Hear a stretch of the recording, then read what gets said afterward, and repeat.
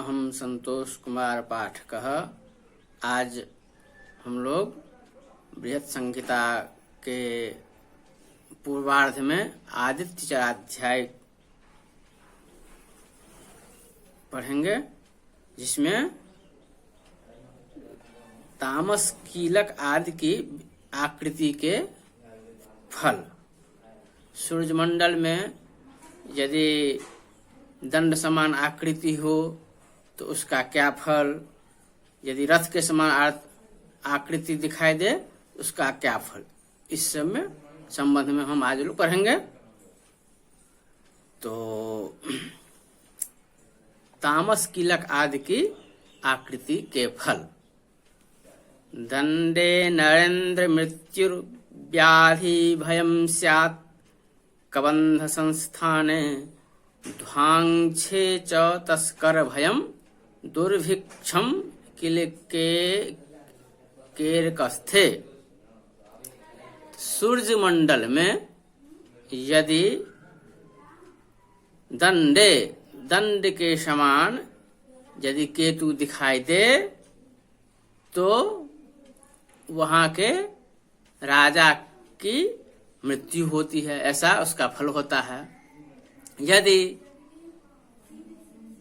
किसी पुरुष का मस्तक छिन्न हो, वैसा अगर आकृति दिखाई दे तो उस प्रदेश में व्याधि, नाना प्रकार की व्याधि होगी, ऐसा फल कहना चाहिए। यदि सूर्यमंडल में काक की तरह दिखाई दे तो चोर आदि का भय होता है, और किल की तरह दिखाई दे तो दुर्भिक्ष होता है। तो यही जो है सूर्यमंडल में दंड के समान दिखाई दे तो उसका जो है सो राजा, उस प्रदेश के राजा की मृत्यु इत्यादि और भी फल सब हैं। जैसे राजोपकरण रूपैश्छत्रध्वज चामरादिभिर्विद्धः राजान्यत्वकृदर्कः अस्फुलिंग धूमादिभिर्जनः। अर्थात सूर्यमंडल में यदि राजा के उपकरण रूप, राजा का उपकरण क्या हुआ, छत्र, ध्वज, चामर आदि से वेधित हो तो राजा का परिवर्तन अर्थात छत्र भंग, सत्ता परिवर्तन, वैसा फल कहना चाहिए। और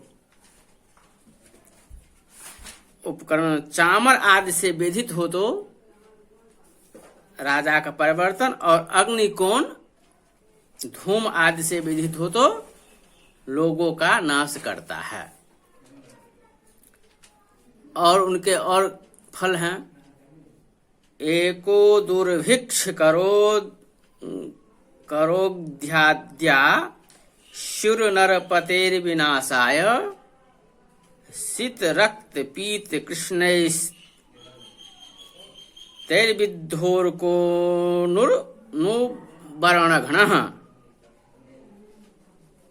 पूर्वोक्त में ये सूर्यमंडल के वेध करने वालों में से एक से सूर्य वेधित हो तो दुर्भिक्ष हो, दो आदि से वेधित हो तो राजा का नाश, और सफेद, लाल, पीला, काला इन वर्णों से वेधित हो तो क्रम से वर्णों का नाश करता है। जैसे सफेद वर्ण से वेधित होने पर ब्राह्मणों का, लाल वर्ण से वेधित होने पर क्षत्रियों का, पीले वर्ण से वेधित होने पर वैश्यों का, और काले वर्ण से वेधित होने पर शूद्रों का नाश करता है।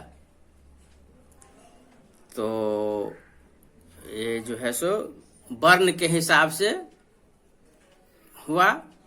यदि सूर्यमंडल में लाल रंग से वेधित हो तो क्षत्रियों का नाश।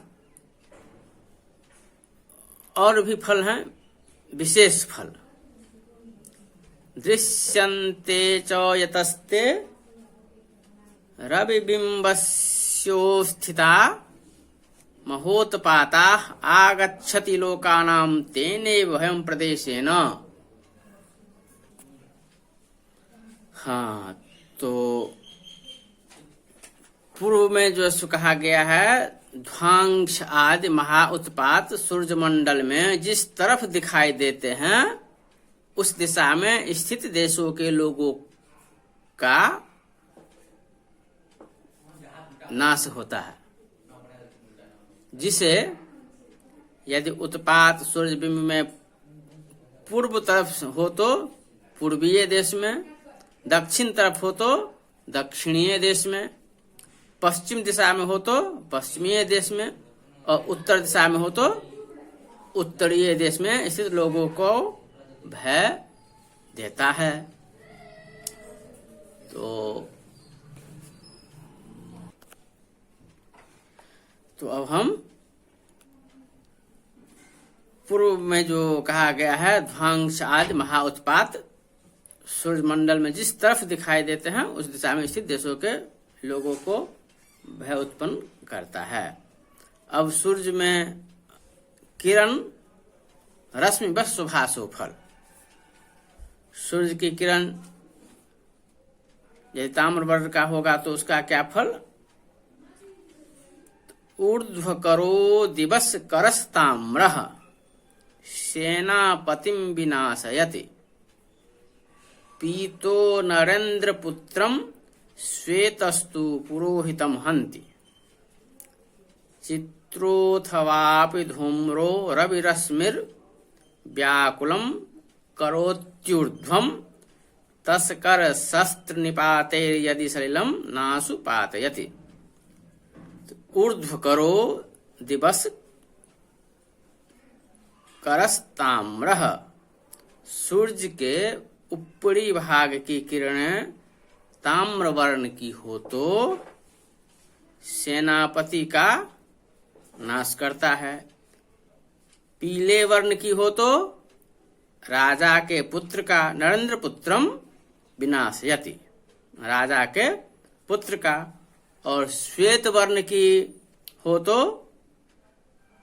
पुरोहित का नाश करता है, तथा चित्र या धूम्र वर्ण की हो तो चित्रोऽथवापि धूम्रो, चित्र अथवा धूम्र वर्ण की हो तो चोरों या शस्त्र प्रहारों से लोग व्याकुल होते हैं। रवि रश्मिर व्याकुलम करोत्यूर्ध्वम, यदि उक्त उत्पाद देखने के बाद जल्दी वृष्टि न हो तो पूर्वोक्त फल होता है, यदि वृष्टि हो जाए तो पूर्वोक्त फल न होकर लोगों का कल्याण करता है।